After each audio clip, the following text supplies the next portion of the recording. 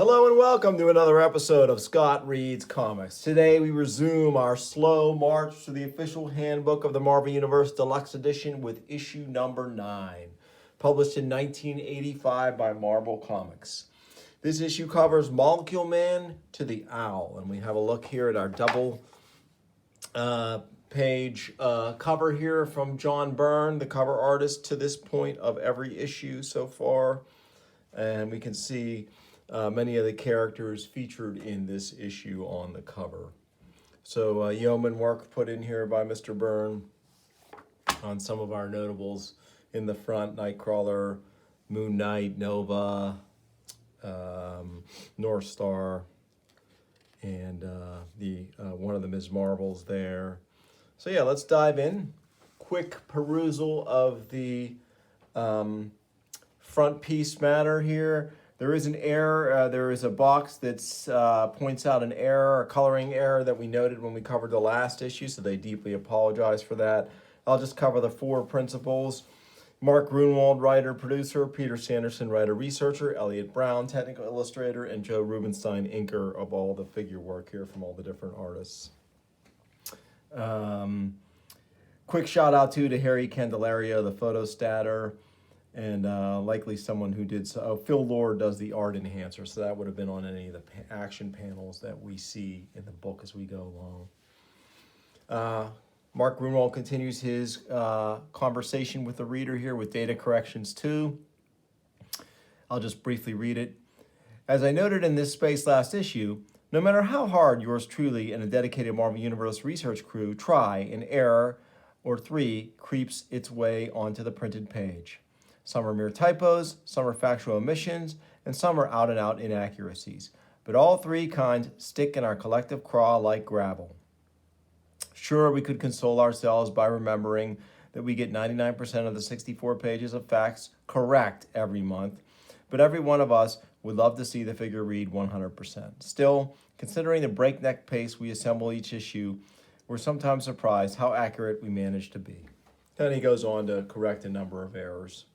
And our issue begins with Molecule Man, and one of the most powerful characters in the Marvel Universe. Excellent art by Mike Zeck here. Alan Weiss action panel. And Molecule Man gets a 3-page entry, and we see a lot of different artwork here. And he's got a ton of background. Notice in this George Perez piece here just how buff he is, but in most of the other pieces he's really not quite so buff, which I kind of like. The presentation of him as sort of like a small, willowy dude who just has immense psionic power. So that's our Molecule Man entry. Moondragon, very cool character. Liked her a lot. Liked her in the Avengers, liked her in the Defenders. I also dug this alternate costume as well. I thought it was really neat. So we get a cool 3-page entry on Moondragon here. That's a nice one there. Looks like Mike Zeck in that panel. This actual front, this piece, the main piece of Moondragon, is Carl Potts, who's a great sort of sneaky good artist. Kind of like Larry Hama in that sense. Carl Potts could draw, more known for his writing and editing, but also accomplished artist as well. Mark Grunwald, you could throw him in that category as well. Excellent Moon Knight from Bill Sienkiewicz here, reverting back to perhaps his older style for the figure work here on Moon Knight. And this is with the newer costume, when it was the Fist of Honshu costume. Very cool. And strength level. Moon Knight's strength varies with the phases of the moon. At normal strength, when there is a new moon, he can lift press approximately 450 pounds. At his strongest, under the light of the full moon, he can lift press about 2 tons. So that was a cool kind of addition to his abilities there. And that's pretty much his only superpower. But great character, would go on to obviously to great things to be used in the Marvel TV and cinematic universes. So, and great drawings here from Elliot Brown on his weaponry and artifacts. Very cool. Nice Moonstone. I want to say, could that be Ron Friends? Let me take a look here. No, Bob McLeod. Very solid. Great villainous Moonstone. Would also go on to become a member of the Thunderbolts. Cool character. I always love this classic costume. And this is from those Hulk issues, I think, 227, 228, 229 when she showed up as Dr. Carla Sofin and tried to turn the Hulk into a villain. Yeah, her first appearance is Hulk 228. Origin, Incredible Hulk 229. Dr. Carla Sofin. Michael Morbius. That's a pretty cool piece here. This is a depowered Morbius after he's been cured of his affliction. Let's see. As a pseudo-vampire, he could lift press approximately 1,500 pounds. So he was not a lightweight, not really in Spider-Man's 10-ton class, but he had a host of other powers that made him a formidable foe against Spider-Man. Not the least of which the fact that he was sort of a vampire. Morgan Le Fay, this is a beautiful figure here. I need to look up and see who drew this. Brett Blevins, really nice work from Brett Blevins there on that one. Morgan Le Fay, very powerful, heavy, figured as a foe of Spider-Woman quite a bit, and later on would be in the Avengers revival of the late 90s. She would be the foe that started the series off. So, very cool. Oh, we got a folded page here. I did pick this book up in a dollar bin, so not bad for $1, but you will have stuff like this with your dollar bin books. Look at all these great panels, all this artwork. That's a Milgram piece there. And a lot of the other stuff I'm not sure about. That almost looks like Mike Mignola there. Yeah, cool stuff. Love Spider-Woman in that classic costume. And we have one of those truncated series of entries on the Morlocks as a group. That one's drawn by Russ Steffens, whose work I'm not familiar with, but it's very cool here. It does the job very well. So we get a nice shot at a decent assemblage of the Morlocks, although they are definitely many more Morlocks. Of course, after the Mutant Massacre, there were not. Ms. Marvel, the Sharon Ventura version, who would go on to become almost a female version of the Thing at some point. At this point, she got her powers from the Power Broker, so the standard thing was you could lift press 10 tons as a Power Broker client, pretty much everyone. And her endurance and reaction time was enhanced as well. I like this costume. I did not really like this character as Ms. Marvel, but I liked the character in general, and it could have been better under a different name, I thought. For me, Carol Danvers is always Ms. Marvel. And we have the Mutant Force here. Very cool group of sort of ham and egger powered villains. Again, I mention it often on the show, but these guys would be great in the Villain Mission Force for an episode or two of my tabletop RPG. But yeah, cool characters. I do like this artwork, and William Messner Loebs did this, so pretty cool. And then we get some Kirby stuff here. It looks like some Mike Zeck here in the action shots. That was when Kirby came back to Marvel. We get a nice Mysterio here, one of the classic Spider-Man villains. Always love that costume. Real name, Quentin Beck. First appearance, Amazing Spider-Man #2. How about that for a character with some history? First appearance is Mysterio, Amazing Spider-Man 13. So, man, this guy has some history in the Marvel Universe. He sure does. That's a John Romita Sr. piece, too. What a great artist to tap to do this while he was still able to do it. That's awesome. And we get some nice Ditko here in the action shots. Very cool. And we get Mystique. Very cool. Shot of Mystique, one of the great X-Men villains, and then sometime ally, member of the Freedom Force also. And Mystique is drawn by Paul Smith. I thought that was Paul Smith. We get a lot of, well, we get a nice mixture here. That's Byrne from 142. That's Romita Jr., inked by Romita Sr. from X-Men 177. That's another Byrne panel. That's another one from X-Men 177. This is from the Immortal Avengers Annual number 10, Michael Golden. And then another Byrne from X-Men 141. So really nice mix of art there. Namorita. Very cool supporting character. She would later in the 90s go on to become a charter member of the New Warriors, yeah, and a romantic interest, I believe, to to Nova. And she first appeared in Submariner number 50, so she's been around for a long time. She can lift press approximately 10 tons. Nebula, this is Nebula, obviously pre-Marvel Cinematic Universe, so this is kind of what she looked like before they changed her quite a bit visually for the Marvel Cinematic Universe. That's definitely John Buscema there. You can tell a John Buscema lady very clearly. And he developed this character or designed her because she first appeared in Avengers 257, which was only 3 issues into his run on the title. That second epically long run on the title. Cool character, daughter of Thanos, always claimed to be. Necro, one of my favorite lesser used villains, super cool. The madder she gets, the stronger she gets, and the faster, and the more durable she gets. Just a great character. I love this villainess. Very cool. Shauna the She-Devil number 4. I like Necro so much that I actually sought out Shauna the She-Devil number 4 and purchased it. And it was not cheap because I purchased a nice copy to get her first appearance. Her origin was in Daredevil 110, and that may be another one to track down. That might be a Gene Colan issue too. It might be well worth grabbing because I am a Gene Colan artwork fan. And we get quite a mix of artwork here in the action panels. That's definitely Milgram from West Coast Avengers there, and I think this is too.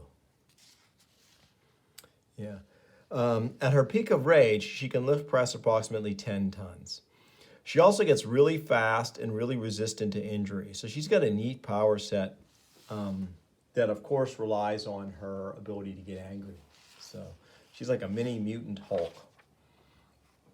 New Mutants, I believe this is some Jackson Geist work here on these headshots. Nice.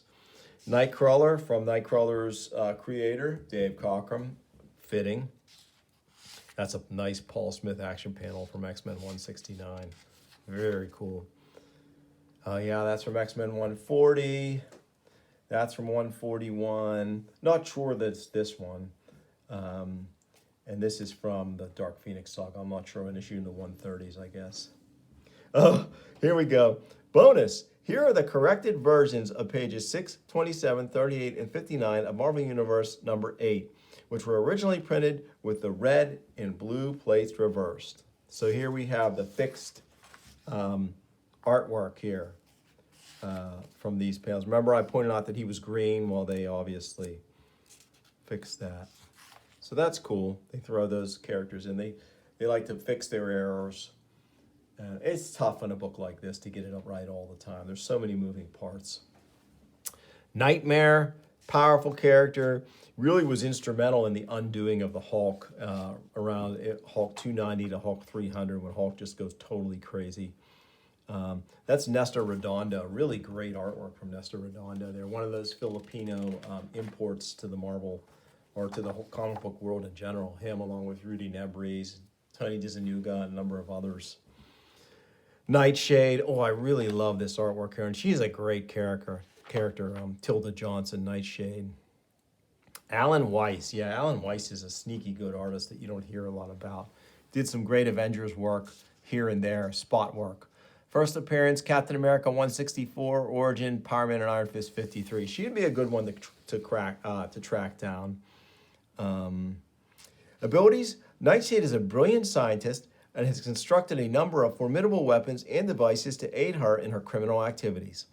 With the Yellow Claw's help, she once developed a chemical which allowed her to control men's minds and influence their perceptions, but her supply of that chemical is long since exhausted. Nightshade is an above-average athlete and is well-versed in street fighting techniques. Very cool. Love this character. And that is some dynamite artwork.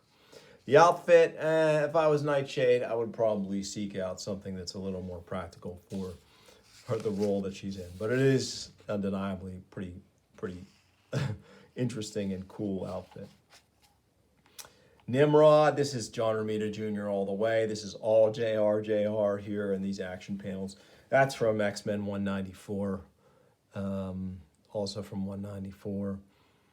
Yeah, he is... They're speculating his strength is in the Class 100 range. He's the ultimate Super Sentinel.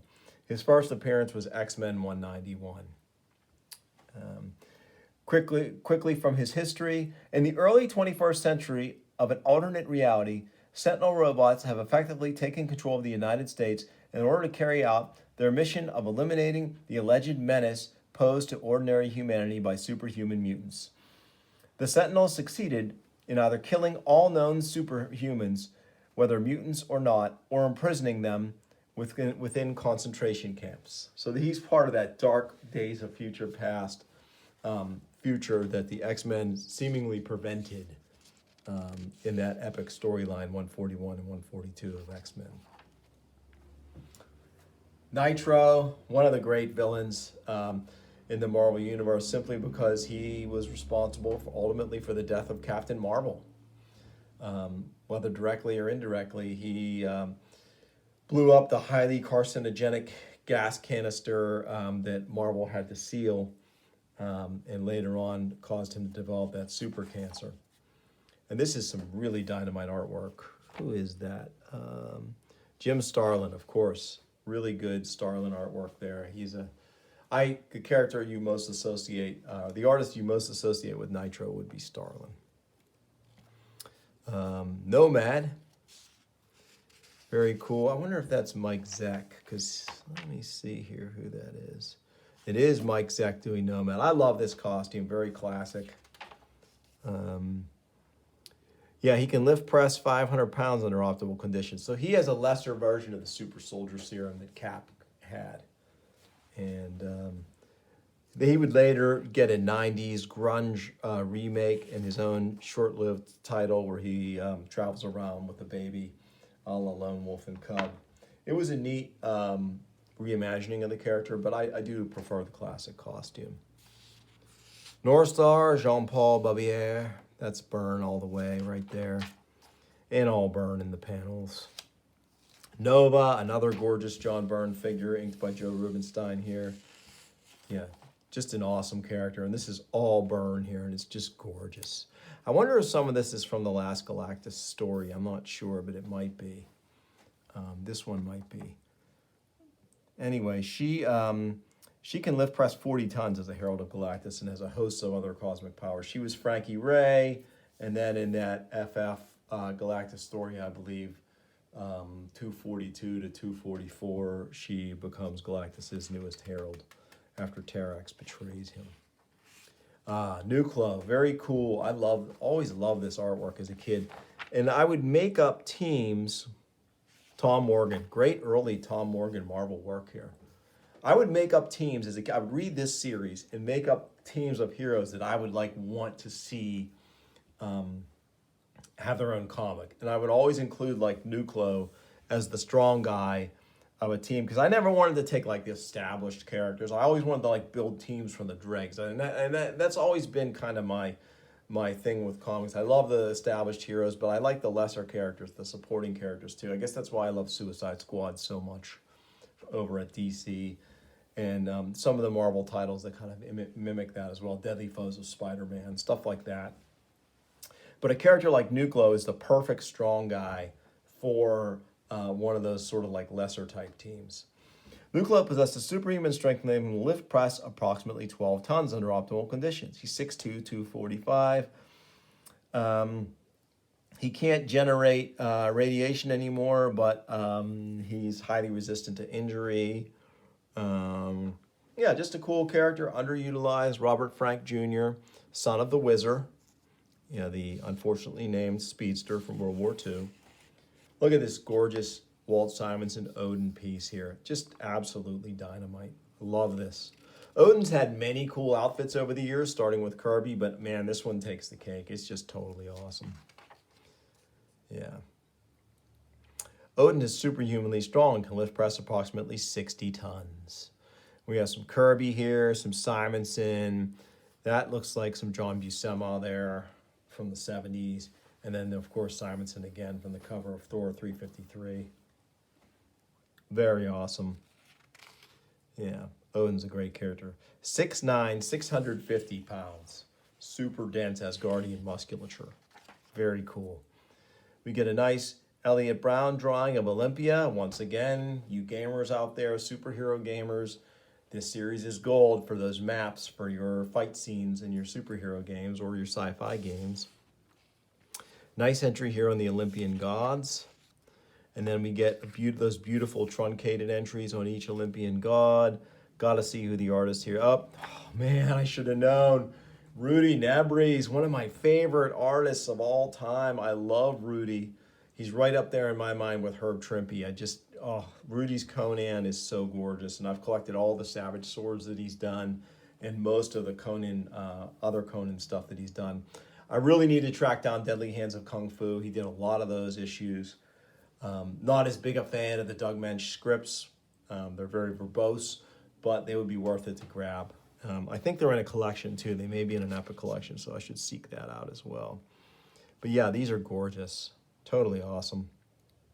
Let's just randomly check Dionysus' strength here. I'm reading a book now called The Flowering Wand, which is kind of a completely unrelated to comics. It's about mythology and masculinity and stuff like that. It's a dynamite, interesting book. And Dionysus is talked about a lot in here, in that book. In ancient times, Dionysus could lift press about 70 tons. Today, he can lift press about 30 tons. So pretty cool. And it finishes up here. And we get a nice shot of Olympus. So we had Olympia, which is the home of the Eternals. And then we have Olympus, which is the home of the Olympian Gods. Don't be confused. We have a nice 2-page entry here on, or 3-page entry on Omega Flight with some awesome Mike Mignola, early Mike Mignola Marvel artwork. Very cool. Oh, man. I remember that Alpha. I had such high hopes for Alpha Flight when it started. And that Alpha Flight #1 with these 3 panels, they were like the face that launched 1,000 ships in my imagination. These beta and gamma flight shots, I thought about so many stories for those characters and who were they and what were the origins and who's this big robot guy. He was so cool. Reminded me of the robot from Mighty Orbots, which was a animated import series that I was watching around the time this came out. Just great stuff here. Love the smart Alec. Orca, awesome, heavy, super cool villain. Great fight with Thor in that classic Perez Avengers. And here we see a shot from that. And just very cool. Yeah, kind of, you might say a goofy villain, but I think he's a pretty cool villain. Certainly not a goofy villain. Overmind, brilliantly designed by John Buscema. This artwork here on Overmind that's Jackson Geiss. Very cool. I love this shot here. This is from Avengers 111 or 112, or no, Defenders 112 or 113. I think it's 112 where the Squadron Supreme show up and he kicks all the butts. Very cool. And then we get that's another panel of him kicking the crap out of the Squadron Supreme. So that's Don Perlin artwork, I believe, right there. And our final entry is on the Owl, which has a dynamite figure from Mike Harris. Mike Harris really delivering the goods here. Just great. And yeah, before Wolverine, the Owl sported the talons. Pretty neat. Yeah, really cool stuff. And then we still have our continuing coverage of Other Dimensions. Let's read about, I always like to read one entry from the Other Dimensions. Let's read the Ice World of Ixthalon. Type, Mystic Realm. Environment, alien. Unusual means of access, or usual means of access, magic. Dominant life form, ice demons. Prominent inhabitant, Ixthalon.